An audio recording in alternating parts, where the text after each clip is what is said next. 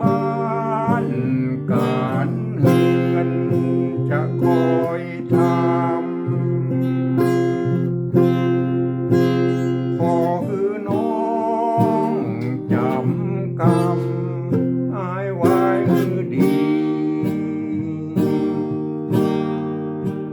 จะคือน้องกินอยู่อย่างสบายบ่คืออายเจ้าบ้านเมืองนี้ทรัพย์สมบัติสะสมไว้มากมีใจชีวิตสุขสันต์นิรันดร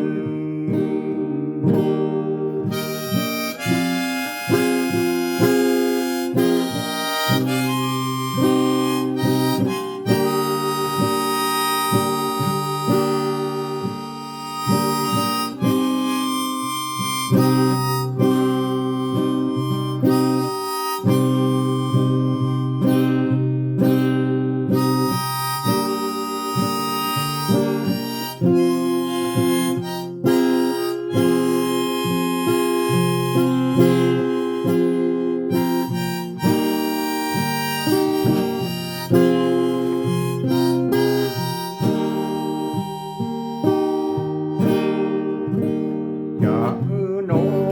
งกินอยู่อย่างสบายบ่คืออายเจ้าบ้านเมืองนี้ทรัพย์สมบัติ